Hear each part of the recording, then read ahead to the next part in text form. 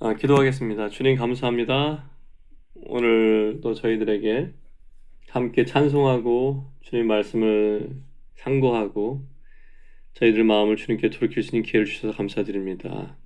이 아멘. 시간 주님의 보혈로 저희 온 존재를 씻으시고 덮으시고 성령의 새롭게 하심과 성령의 기름 부으심으로 충만케 하여 주십시오. 저희가 주님의 구속을 의지해서 우리에게 찢어진 휘장을 통과해서 은혜의 보좌 앞에 나아갑니다. 우리를 사랑하는 아버지의 아멘. 품에 오늘도 나아갑니다. 저희들에게 주님의 아멘. 마음 열어주시고 알게 하여 주십시오. 성령님 이 시간을 주님께 의탁합니다. 주님이 말씀하시고 저희들이 들을 수 있게 해주시옵소서. 감사합니다. 아멘. 예수님의 이름으로 기도합니다. 아멘. 지난 시간에는 우리가 다윗의 성품 중에서 그 하나님의 마음에 합한 자, 여호와의 싸움을 싸우는 자 이런 얘기를 좀 나눴습니다. 그리고 아둘람 굴에서 주님을 기다리면서 하나님의 집을 추구했던 다윗의 특성도 살펴봤고 우리도 그런 삶 되기를 그때 좀 갈망했었죠.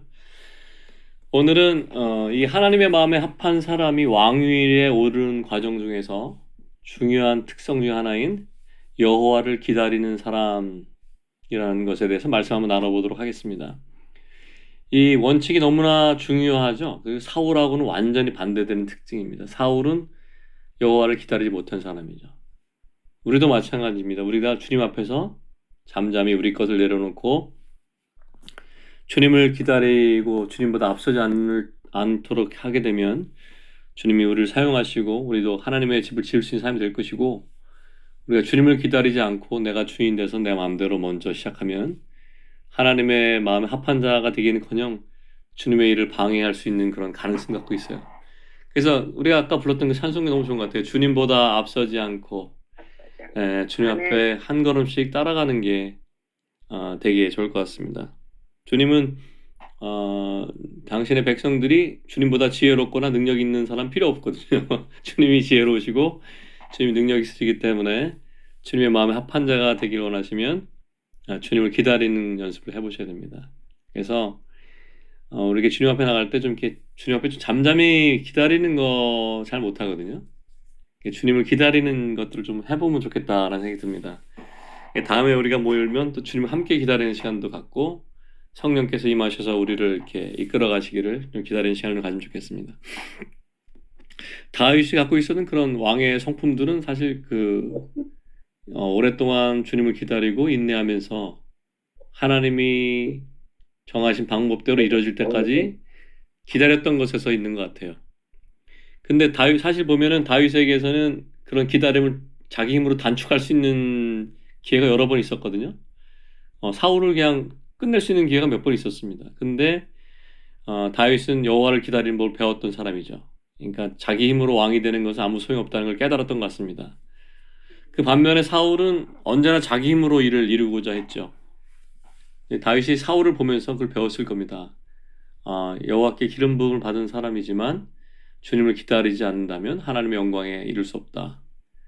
왕자에 이뤘다 하더라도 결국은 질투와 그죠? 분냄과 자기 욕망 때문에 육신의 열매를 맺고 결국 왕국을 분열로 이끌고 자기 자신의 영광을 취하는 그런 사람이 될 수밖에 없다는 걸 너무 잘 알았던 것 같아요. 근데 그렇다고 해서 그 다윗이 기다렸던 기다림이 쉬웠던 건 아니었었던 것 같습니다. 우리가 하나님을 기다린다고 생각할 때 그냥 우리 집에서 이렇게 편안하게 우리는 기다리잖아요. 근데 다윗의 기다림을 보면은 끊임없이 사울에게 추격당하고 그 자기에게 추격당하고 또 어디 갔다 또 도망가고 끊임없이 피신하고 도망쳐 했죠. 어떤 때는 광야에서 잠을 자기도 했고 어떤 때는 깊은 땅속 공굴에서 지내야 했고 메마른 와디에서 숨어 지내야 할 때도 있었습니다. 그리고 블레셋 쪽에 거기 다른 민족의 영토에 들어가서 미친 척도 해야 됐고 뭐 그런 여러 가지 일들이 있었죠. 성경에 또 다윗이 뭐 요새에 올라갔다 뭐 이런 구절들이 있습니다. 그 나중에 이스라엘을 가보실 기회가 되면 마사다라는 곳이 있어요. 마사다. 아마 이제 성경학자들이 그 요새가 마사다일 거라고 생각하는데 이스라엘 민족이 마지막까지 맞서 싸웠던 데가 이제 마사다예요. 거기서 그 지금은 케이블카로 이렇게 쭉 올라갈 수 있는데 그 실제로 걸어가게 되면 상당히 높은 고지를 그 메마른 강에 물도 하나도 없는 데를 이렇게 걸어가야 되거든요. 예라가 예전에 그 학교에서 그 슬리퍼 신고 거기로 올라갔었어요. 마사다. 거기 올라가면 그 절벽 같은 그곳에 사람들이 그 결사항전을 했던 그런 곳이 있었는데 제가 지금 정확히 기억이 안 나는데 거기서 마지막에 최후의 한 명까지 결전하기로 하고 몇 명 안 남았을 때 서로가 이제 그 칼로 그 옆에 있는 형제를 다 죽이고 마지막 한 명이 자기가 죽고 그래서 이스라엘 결코 로마 군대에게 이게 굴복하지 않았다 뭐 이런 상징이라고 합니다. 그래서 이스라엘의 장교가 인간하게 되면 거기를 먼저 간대요. 마사다. 그 정신들을 이어받기 위해서. 어쨌든 거기는 난공불락의 요새였긴 했지만 나중에 그 거기가 로마군이 그 성을 그 토성을 쌓아가지고 거기를 이렇게 쳐들어왔어요. 그래서 결국 마사다가 함락됐습니다. 근데 이제 그게 거기가 엔게디 근처에 있거든요. 엔게디. 근데 이렇게 얘기를 들으면 네, 예, 엔게디.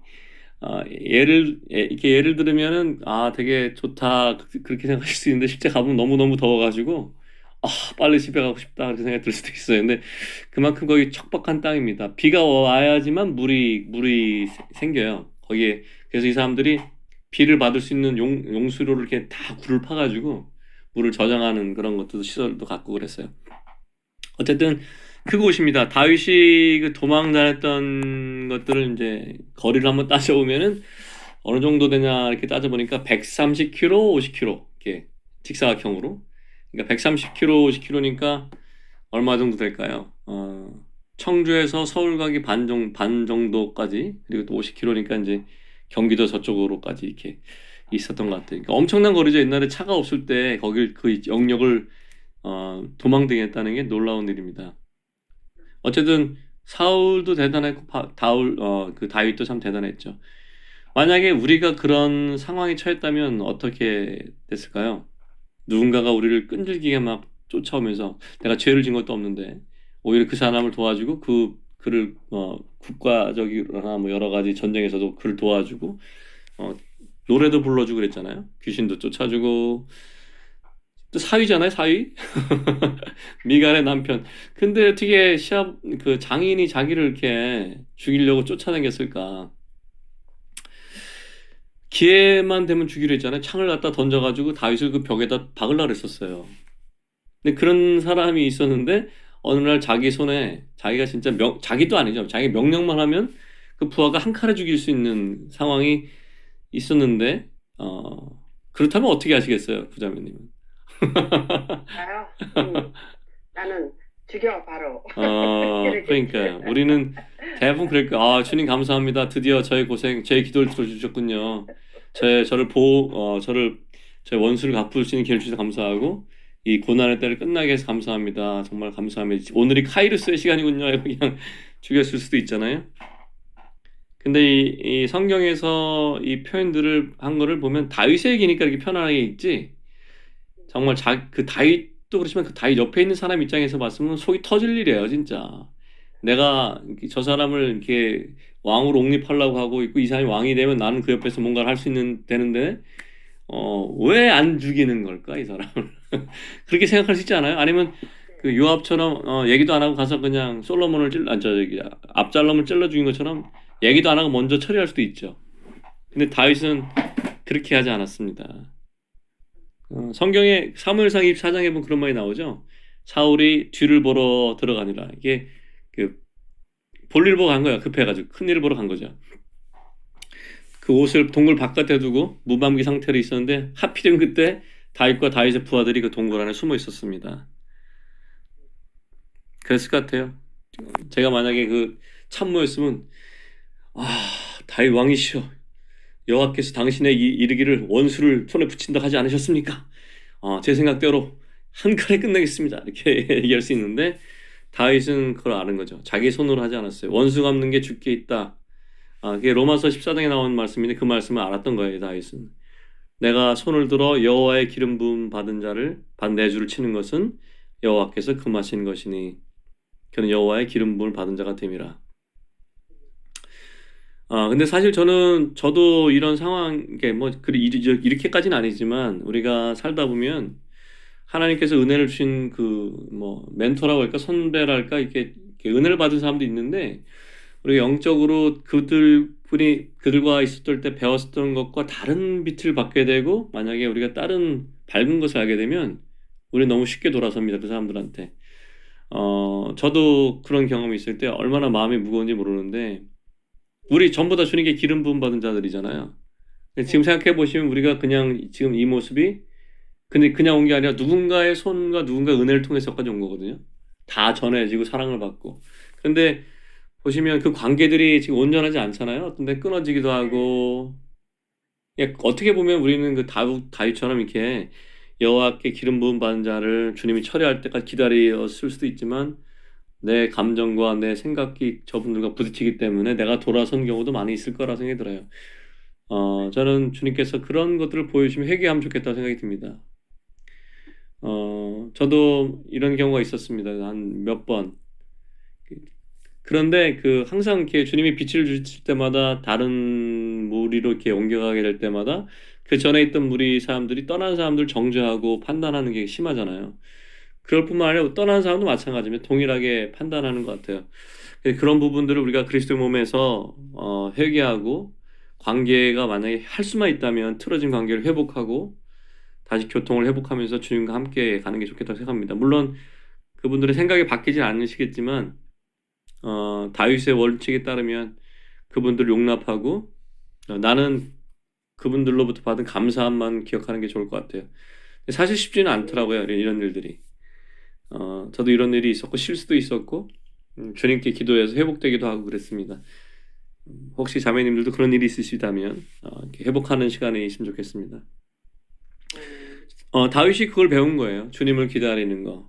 주님이 원수 갚아주는 거. 원수의 머리 위에 숯불을 쌓아두는 거죠. 용서하는 겁니다, 그들을. 근데 이게 되게 힘들어요. 나에게 손해보게 하고 나를 경멸하거나 나에게 뒤에서 앞에서 얘기하면 괜찮은데 뒤에서 돌고 돌고 돌아서 어떤 사람이 나한테 했던 얘기를 들었을 때 우리 옛사람이 막 용서하기 쉽지 않거든요. 그때 용서해야 됩니다. 우리가 그리스도인들은 용서하기로 선택해야 되고 내가 마음이 너무 무거워도 주님 앞에 엎드려져야지 주님 쪽으로. 어쨌든 그런 일들이 한 두 번 정도 있었죠. 그래도 여전히 다윗은 그랬습니다. 죽이지 말라. 누구든지 손을 들어서 여호와의 기름 부음 받은 자를 치면 죄가 없겠느냐. 내가 손을 들어 여호와의 기름 부음 받은 자를 치는 것을 여호와께서 금하신다. 너는 그 머리 곁에 있는 창과 물병만 가지고 가자. 제가 이번 주에 말씀을 준비하면서 읽었던 책 중에 랜스 램버트란 분의 책을 번역한 게 좀 있거든요. 그거 좀 잠깐 읽어드리려고 합니다. 랜스 램버트 말입니다. 오늘날 기독교 사역의 세계는 기다릴 줄 모르는 사람들로 가득합니다. 그들은 늘 앞자리에 서기를 원합니다.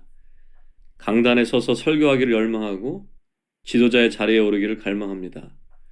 사도와 선지자, 목사와 교사 같은 직분을 가지기를 그토록 원합니다. 솔직히 말씀드리자면 저는 왜 그렇게들 사역의 자리를 탐내는지 이해하기가 어렵습니다. 물론 저 역시 주님께서 내게 맡겨준 사역에 대해 감사하는 마음을 갖고 있습니다. 그러나 사람들이 그토록 사역의 자리 자체에 매료되는 이유는 저는 도저히 납득할 수가 없습니다.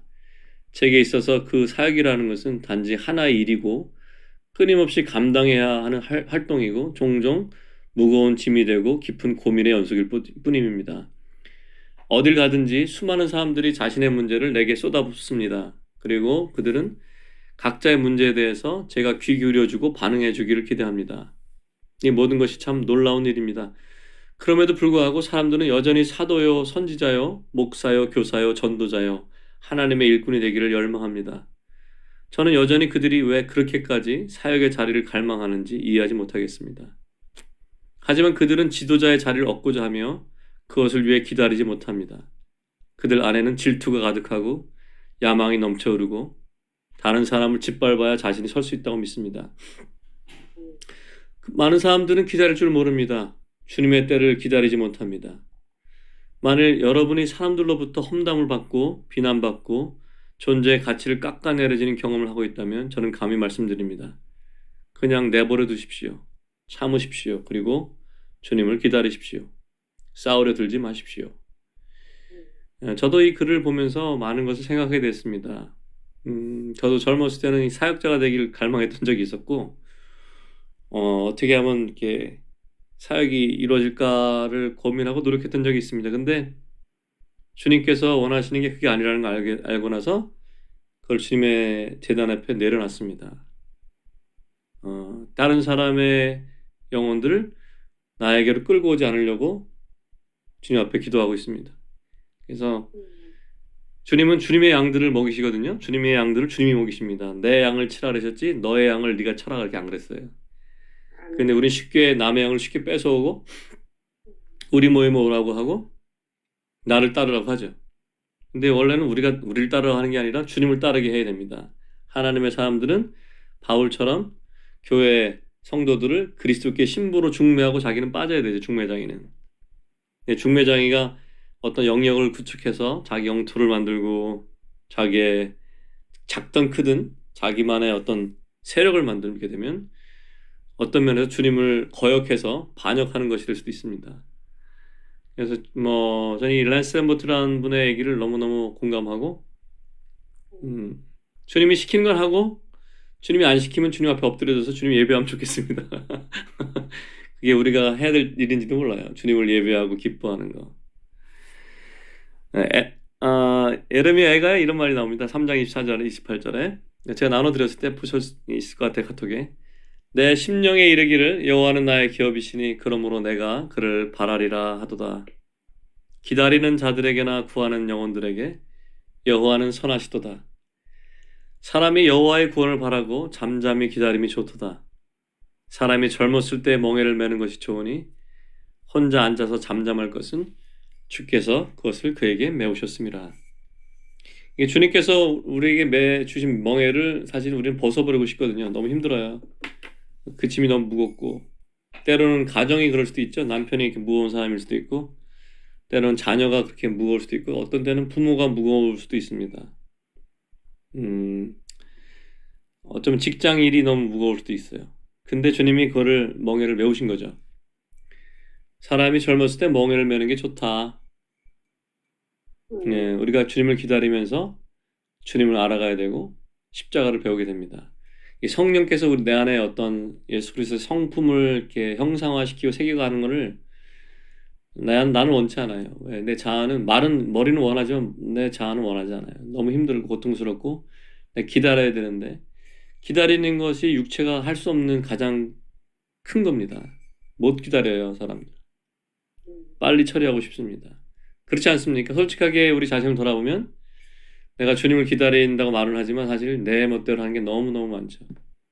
그런데 이 놀라운 사울에 대한 말씀이 제가 중요하다고 했던 얘기가 그런 겁니다. 주님을 기다리지 못한 사람은 주님과 함께 다스린 자리에 갈 수 없습니다. 공동왕으로서 주님이 맡겨진 10골을 다스리는 권세 뭐 이런 거 있잖아요. 열 문화를 남긴 자에게 10골을 다스리는 권세를 줬다. 그런 걸 못합니다. 왜냐하면 자기가 중심이기 때문에요. 주님을 기다리는 과정은 정말 고통스러울 수도 있어요. 어떤 때는 하루하루가 숨을 쉬기 힘들 때도 있거든요. 아마 다 경험하셨을 거예요. 그런 시간이 있으셨죠? 네. 하루를 참아내는 것이 힘들 때가 있습니다. 그때 주님이 우리 안에 역사하시죠.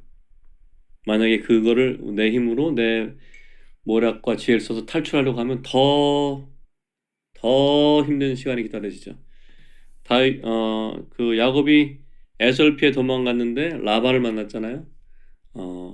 우리가 어떤 것을 피해서 더 좋은 걸 선택했지만 사실 우리는 라반을 만나는 거죠. 그러면서 배우는 거죠. 내가 저 사람이구나. 저 사람의 모습이 나구나. 내가 가장 싫어하는 상사가 나의 모습을 비칠 수도 있습니다. 내가 어렵게 하는 사람이 내가 어려운 사람이 그 사람이 나의 모습을 드러내죠. 그래서 때때로 지난번에 말씀드렸지만 사역을 한다고 나갔을 때는 오히려 자기 모습을 볼 때가 많아요. 내가 주님과 다르구나. 우리가 주님의 형상을 본받고 주님을 닮아가려면 주님 예배하시면 됩니다. 주님을 예배하면 그분의 영광이 우리를 영광으로 인도하시죠. 그래서 우리에게 하나님을 위해서 하는 어떤 일보다 더 중요한 것이 주님의 임재 앞에서 주님을 기다리고 주님을 예배하는 것이다. 이렇게 말씀을 드린 거예요. 아멘. 어쨌든 다윗은 이런저런 시간이 지나서 헤브론에서 유다 지파의 왕으로 첫 번째 기름 부음을 받았습니다. 이스라엘 전체의 왕이 된 게 아니고 유다 지파의 헤브론에서 거기서 왕으로 되었었죠. 그가 왕으로 정말 왕이 되고 싶었는지 모르겠어요, 다윗이. 아마 그건 알았을 것 같아요. 자기를 기름 부음을 받았으니까 자기가 부르심을 받은 사람인 건 알았겠죠. 하지만 다윗이 정말 그렇게 왕이 되길 갈망했을까? 저는 오히려 반대였다고 생각합니다. 어쩌면 다윗이 왕이 된 것은 자기 자신에게는 더 큰 짐이었을 수도 있어요. 다윗은 오히려 여호와의 집에서 주님을 찬양하면서 하나님의 집에 문지기로서 그냥 예배하는 자에 있었기를 바랄 수도 있어요, 다윗은. 그러니까 그런 자에게 하나님을 왕위로 높이시는 거죠. 자기를 낮추는 자에게, 여호와를 경배하는 자에게, 주님을 사랑하는 자에게 하나님은 그를 높이죠. 낮은 자를 높이시고 겸손한 자를 높이시잖아요. 그리고 7년 반이 지나서야 이제 이스라엘 전체 왕으로 이제 세움을 받았습니다. 그러면 이제 다 끝난 것 같은데, 참 고통이 또 찾아왔죠. 근데 그 시련이 어떻게 왔냐면 자기가 제일 사랑하는 아들한테 왔습니다. 그 잘생기고 예쁘고 사랑스러운 압살롬. 네. 예루살렘에 가셔서 이렇게 그 성전에서 내려와서 기디온 벨리라고 이제 거기 가다 보면 거기 압살롬의 무덤이 있습니다. 이렇게 딱 동그라미 하나 남았어요. 아버지의 왕국을 자기가 탈취하고 싶었는데 결국 무덤에 그냥 큰 비석이 서 있는 것 같아요. 한 3층, 2층, 3층 된 건물에 아주 조그만 탑이 하나 있어요. 압살롬의 무덤. 아직까지 남아 있습니다. 결국 우리가 하나님의 권위를 스스로 찬탈하고자 하는 자에게 남아있는 건 돌무더기 뿐이 없는 거예요. 아멘. 그 압살롬은 어떻게 보면 다윗보다 더 외모적으로 준수했던 사람일 수도 있어요. 준수한 외모를 가졌고 건장한 체격을 갖췄고 사리 분별이 분명했죠. 사람들의 마음을 얻을 줄 아는 재능도 있었어요. 사람들을 그 다윗을 사랑했던 그 백성들을 자기한테로 돌릴 정도였으니까 대단한 겁니다. 놀라운 재능을 가진 사람이죠. 그런데 압살롬이 반역했기 때문에 다윗은 정말 나락으로 떨어진 겁니다. 나락으로. 결국 왕위를 다시 내놓고 도망자의 길을 택했죠. 사울은 다윗이 뭐 건드리지도 않았는데 다윗이 자기 왕위를 탈취할까 봐 다윗을 창으로 막 찌르고 했잖아요. 무슨 얘기냐면 왕자를 자기 손에 쥐고 있었다는 거야. 이거를 떨어뜨리면 죽을까 봐. 근데 다윗은 왕위를 내려놓고 떠납니다. 맞아. 우리에게 하나님이 어떤 일을 맡겨주셨을 때 내가 충성을 다했는데 주위 사람이 나를 몰라보고 내가 어떻게 했는데 나를 이렇게 대하는 걸 부당한 대우를 받고 있다고 생각하면 억울하잖아요. 억울합니다. 이렇게. 특히 이제 어떤 걸 봉사를 열심히 했다든가 아니면 자녀한테도 그럴 수 있을까요? 내가 너한테 어떻게 했는데 그래! 뭐 이럴 수도 있겠지만 그런 게 사울의 모습이죠. 우리 안에 있는 사울의 모습입니다. 내가 형제자매들한테 어떻게 섬겼는데 어떻게 나를 이렇게 그렇게 저렇게 정이 없이 어떻게 20년을 같이 있었는데 어떻게 이럴 수가 있냐. 이게 내 왕자를 붙드는 거예요. 다윗은 떠났습니다. 놀랍게도. 다시 광야로 갔고 가다가 시므이를 만났죠. 시므이가 다윗을 저주하고 막 조롱했습니다. 그게 부하들이 저런 죽은 개만도 못한 게 어떻게 막 이렇게 죽일까 그랬더니 다윗이 뭐라 합니까? 그것도 여호와께서 허락하신 것이다. 저주하도록 내버려 두라. 그가 저주하면 하나님이 나를 불쌍히 여겨서 나에게 은혜 베푸실 줄 어떻게 알겠느냐. 맞아요. 그런 사람이었으니까 하나님이 그를 또 다루신 다음에 다시 왕으로 복귀시킨 거예요. 내가 그의 왕위를 영원히 견고하게 하리라 그렇게 얘기했습니다. 아멘. 그리고 나서 다윗에게 이제 계시가 진짜 엄청 큰 계시가 온 거예요. 엄청난 큰 계시가 왔습니다. 뭐였냐면 유다 지파 다윗의 가문에서 한 분이 태어날 건데 그분이 다윗의 보좌에 앉아서 영원히 다스릴 거라 이런 언약을 받게 됩니다. 이게 하나님의 집을 지을 수 있는 식양을 받은 것 더 큰 거예요. 메시아의 왕국이 다윗의 보좌에 앉아서 영원히 될 것이다. 놀라운 예언 아닙니까? 우리 아들의 후손에서 메시아 올 거다. 이거 엄청난 거 아닙니까? 놀라운 예언을 받게 됩니다. 그래서 다윗이 생애 마지막에 죽을 때도 주님 앞에 자기가 정직하게 살았던 것을 고백했을 것 같아요. 저도 그 이 다윗에 대해서 젊었을 때 알았을 때 어떤 생각을 했냐면 그때 참 소망이 생겼어요. 주님, 제가 죽을 때 인생의 마지막 때 주님 하나님과 제 자신에게 정직하게 살았다고 고백할 수 있게 해주십시오. 그것이 내가 아멘. 죄를 지었든 주님을 위해 뭘 했든 상관없이 주님의 선하심과 인자하심이 내 삶 속에 있었다는 걸 정직하게 고백하고 주님께 맡길 수 있도록 축복해 주십시오. 이런 기도가 나오더라고요. 이게 우리가 이제 보통은 뭔가를 하고 싶거든요. 뭔가를 하고 싶어 하나님을 위해서. 어, 뭔가를 하고 싶어. 내가 있는 공동체가 크게 되기를 바라죠. 하지만 그거보다 주님의 임자 앞에 주님을 기다리는 게 낫다. 아멘. 저희가 그런 사람들 됐으면 좋겠습니다. 그래서 젊은 형제들이 오고 가고 하더라도 오히려 함부로 가르치지 않고 그들을 부르심을 존중하고 그들이 주님께 가기를 이렇게 도와주고 기도해주고 믿어주고 존중해주는 거죠. 주님이 하실 수 있는 기회를 주님께 드리는 거예요. 청년들을 저희가 돕고 싶지만 내가 돕는 게 아니라 주님이 도우시도록 우리가 통로가 되는 거. 그게 더 아멘. 중요할 것 같아요. 그러니까 우리가 몇 명을 돕냐 이런 건 의미가 없습니다, 사실. 주님이 맞아요. 만나게 하는 관계 속에서 하나님의 생명이 흘러가면 됩니다. 음. 사실 은사도 마찬가지. 은사도 저에게 여러 가지 은사를 주님 주셨어요. 영적인 은사를 많이 주셨는데 은사보다도 더 중요한 게 그거예요. 은사를 사용하지 않고 은사 커질 필요도 없습니다. 주님 시킨 것만 하면 돼요. 음. 그리고 나서 주님 앞에 앉아 있는 게 좋다 이거죠. 마리아처럼 주님의 임재 앞에서 주의 음성 듣는 게 훨씬 좋아요.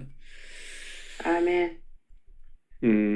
조금만 더 보겠습니다. 다윗에게는 이제 하나님 마음에 합한 자라는 그 증언들이 성경에 여러 곳에 나오는데 특히 주님이 직접 내 마음에 합한 자를 찾았노라 이렇게 얘기하시잖아요.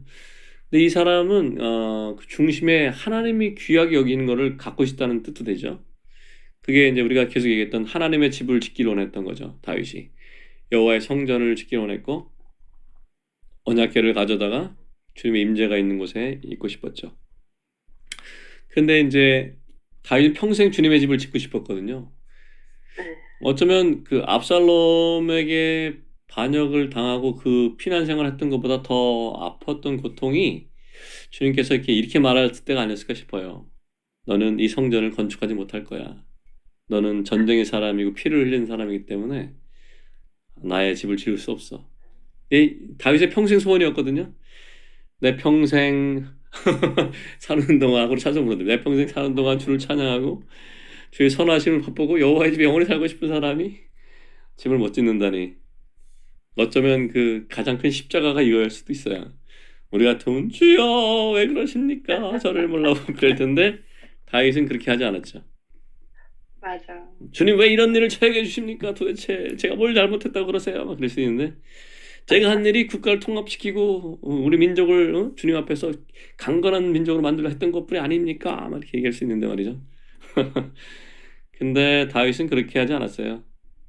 하나님께서 만약에 내 아들 솔로몬을 통해서 성전을 짓기를 원하시면 나는 그걸 준비해야 되겠다. 그게 평생의 자기의 비전이었는데 비전은 비전일 뿐이죠.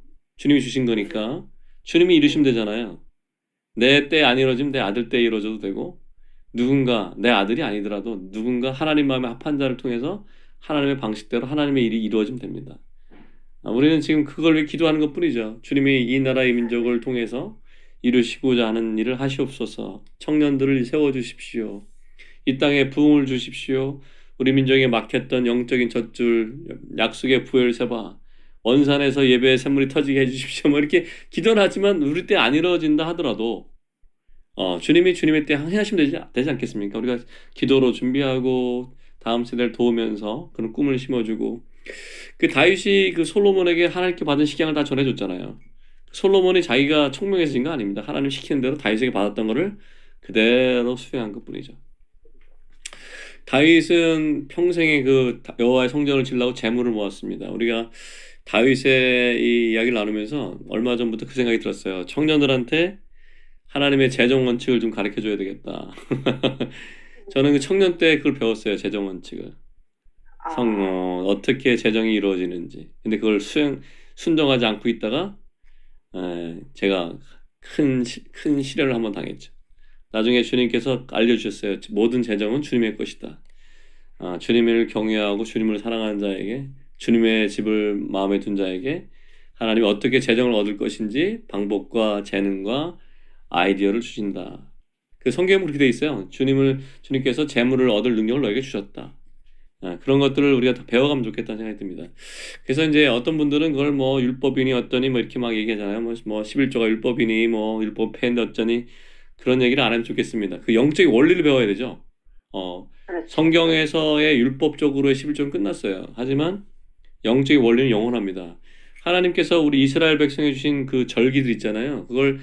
이스라엘의 명절이라고 그 요한복음에는 이렇게 번역해놨는데 원래는 뭐였냐면 이스라엘의 명절이 아니라 여호와의 절기였어요.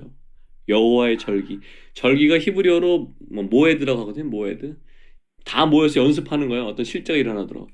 6월절에 뭐였냐면 예수님이 오시기 그 출애굽 때부터 예수님 오실 때까지 양 잡고 예수님이 오시는 거를 준비한 거예요. 연습을 계속 시킨 겁니다. 왜? 실제가 올 때까지 하는 거예요. 아, 초막절, 장막절도 계속해서 여호와의 절기거든요. 그거 주님 오실 때까지 합니다. 왜냐면 그 천년왕국을 상징하니까. 그러니까 그 11조나 이런 헌물 드린 예절도 다 영적 실제가 있는 거예요. 그걸 율법이니 끝났다 이렇게 얘기하면 안 됩니다. 어, 예수님이 그러잖아요. 내 율법을 폐하러 온 게 아니라 율법을 완성시키러 왔다. 성 그렇죠, 그렇죠. 11조는 그 구약에서는 10분의 1만 드리면 되지만 신약의 원리는 자기 전 존재를 드리는 거예요. 돈이 아니고 생명도 드리는 거예요. 이게 전부 다 주님 거란 얘기입니다. 그런 원리를 좀 배우고 실제로 주고받아야 아멘. 돼요. 세상에는 이걸 교환하거든요. 사고 팔고 해요. 근데 하나님 나라는 주고받는 거예요. 영적인 것을. 주님이 주신 것을 줄 때 주님께서 주십니다. 이 하나님 경제의 원리이기 때문에. 아멘. 그거를 자매님들도 배우고 싶으시죠? 네. 아멘. 사실 많이 가르치지 않는 거예요. 그거 네. 공동체에서 헌금 얘기를 하면은 문제가 생기고 상처받는 사람이 생기기 때문에 안 하는데 우리는 뭐 공동체를 뭐 헌금을 하지 않는잖아요. 그러니까 자유롭죠. 이럴 때 배우면 좋죠. 아무도 떠나갈 사람이 없어. 하지만 주님께서 그 자원 내문을 받으실 때 일어나는 놀라운 일들이 있기 때문에 청년들이 알고 있어야 돼요.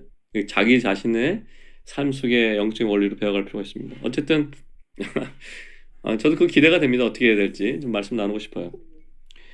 그런데 어쨌든 다윗은 하나님의 뜻을 그냥 받아들였죠. 이 하나님의 뜻을 그냥 순종한 거죠. 뭔가를 내가 주님을 위해서 해야 되겠다 생각을 내려놓고 주님이 주님의 때 하실 수 있도록 준비를 한 거죠. 주님께서 내가 성전을 건축하는 걸 허락하지 않으시면 그러면 제가 그걸 준비하겠습니다. 좋은 금과 은을 모으고 각종 좋은 목재와 건축자재를 준비하겠습니다. 네, 그렇게 하는 거죠. 우리도 그렇게 하면 됩니다. 그죠? 어, 어. 아멘.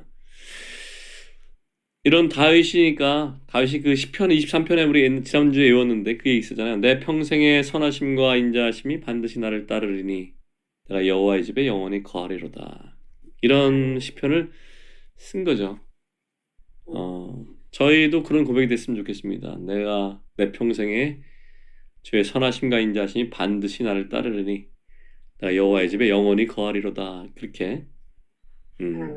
고백하면 좋겠습니다. 제가 좋아하는 시편이 또 있어요. 그 시편 27편. 제가 찬송을 그 어른들과 배우려고 그죠? 했더니 부르려고 했더니 그분들 안 좋아서 그렇지만 저는 시편에 있는 걸 곡으로 만든 걸 되게 좋아하거든요. 성경에 있는 걸 갖고 어, 찬송으로 만든 거 있잖아요.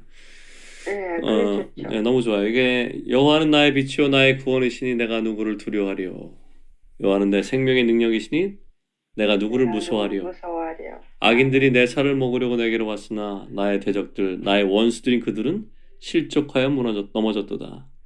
음, 군대가 나를 대적하여 진칠지라도 내 마음이 두렵지 아니하며 전쟁이 일어나 나를 치료할지라도 나는 여전히 태어나리로다. 내가 아멘. 여호와께 바라는 한 가지 일 여호와께 그것을 바라는 한 구하리니 가지 곧 내가 내 평생에 여호와의 집에 내가 살면서 여호와의 아름다움을 정말 바라보며 아름다움을 그의 바라보며 성전에서 사모하는 성전에서 것이라. 사모하는 이 아멘. 찬송 이게 영어로 된 찬송인데 너무너무 좋았어요. 음, 내가 바라는 한 가지 일. 예. 내가 한 가지를 구하는 거죠. 다윗은 전쟁을 하거나 뭘 하거나 한 가지만 구한 거예요.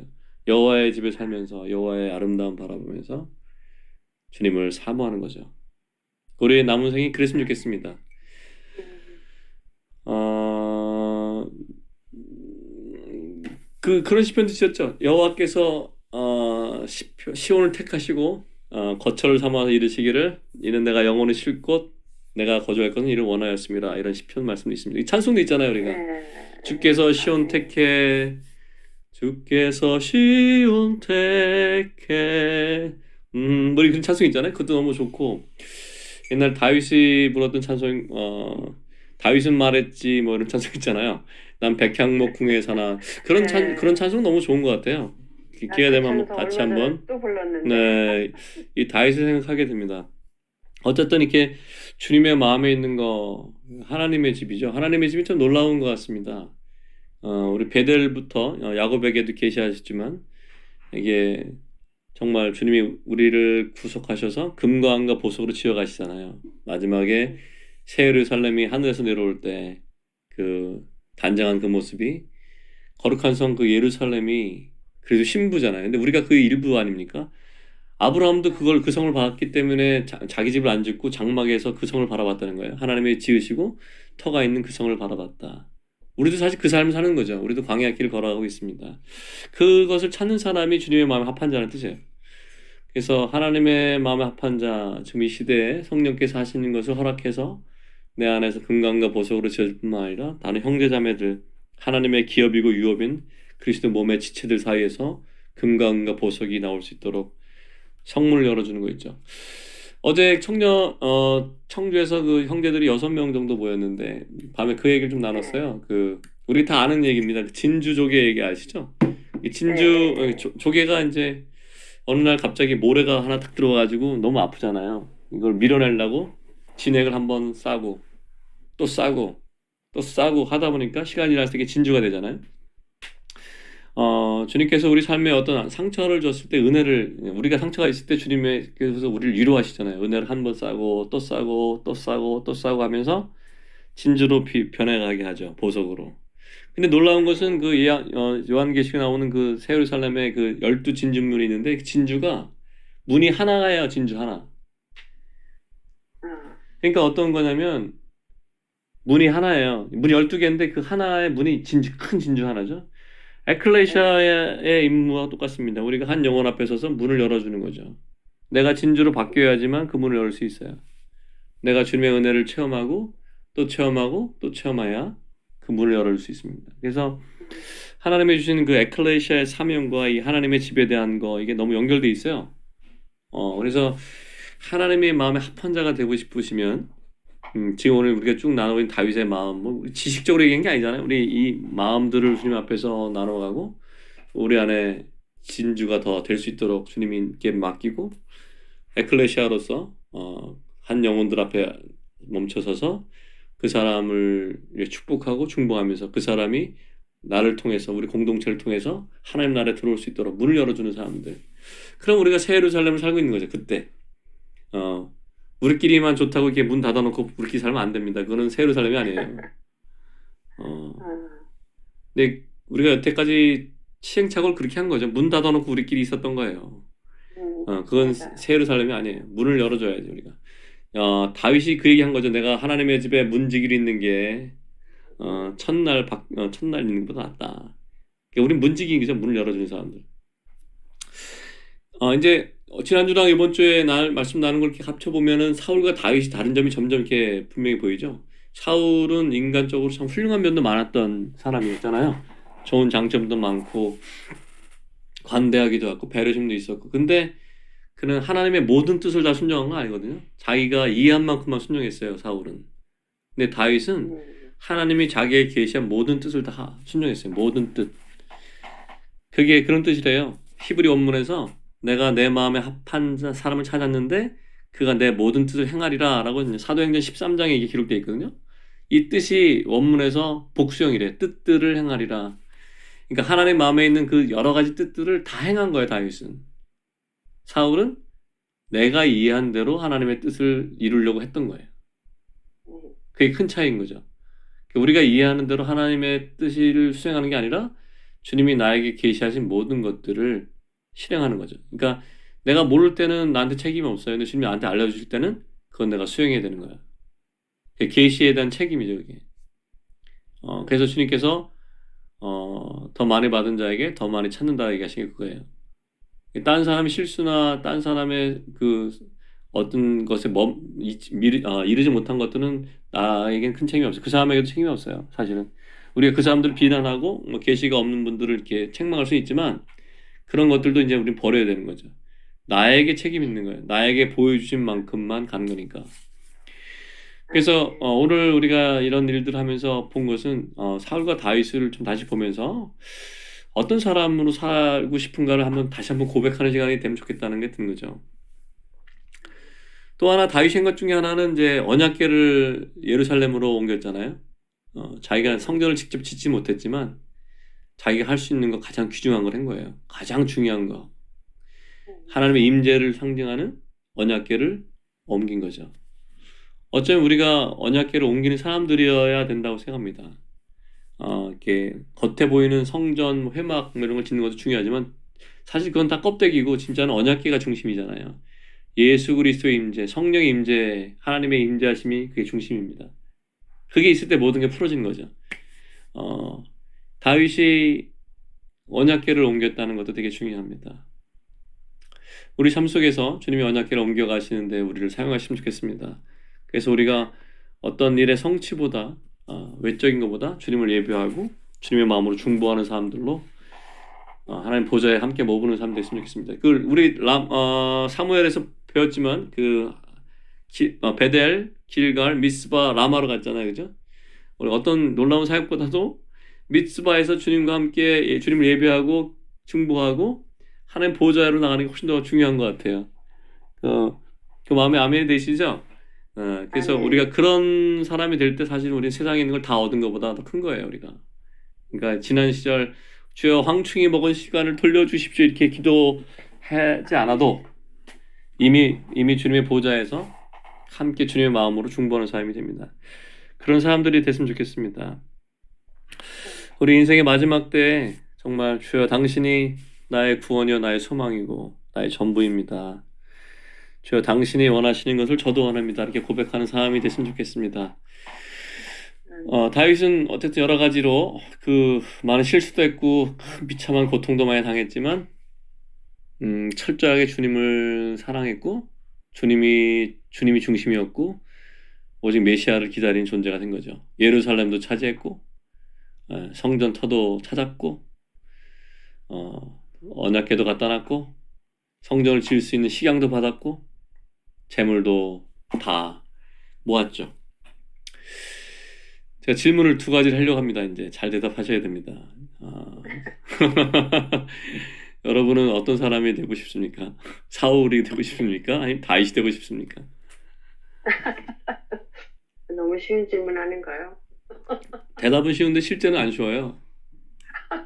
이거 선택을 해야 돼. 내 걸 다 늘어놔야지. 이렇게. 손에 쥐고 있으면 안 된다는 거죠. 다윗입니다. 네, 아멘. 두 번째 질문이 더 큽니다.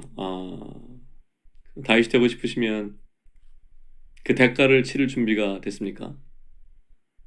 아멘. 이게 이제 진짜 질문이죠. 대가가 필요하다는 거예요. 영적인 모든 것에는 대가가 있습니다. 근데 참 아멘. 인생이 짧아요. 짧아요. 시간 금방 갑니다. 맞아요.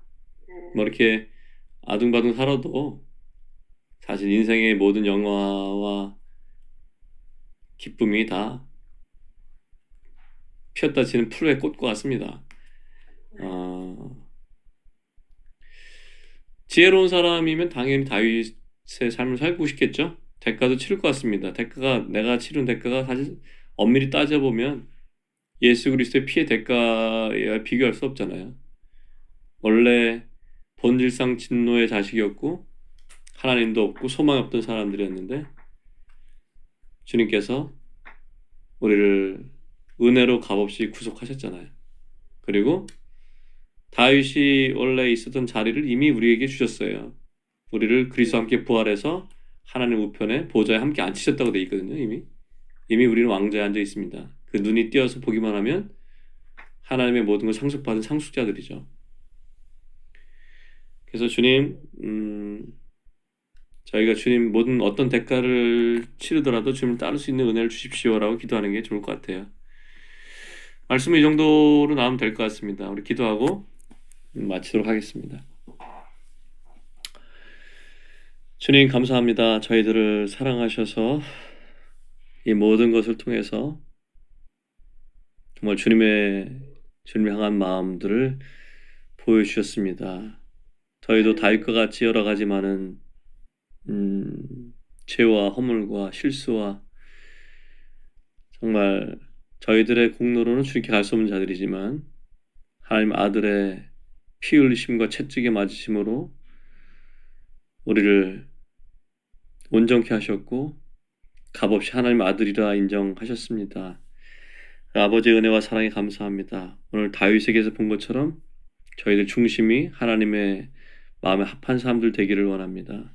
그리고 주님 앞에서 저희들이 무엇인가를 쥐고 있는 삶이 아니라 주님의 제단 위에 모든 것을 올려놓을 수 있는 그런 은혜의 사람들 되기를 구합니다. 주님 감사합니다. 주님 감사합니다. 예수님의 이름으로 기도합니다. 아멘. 아멘.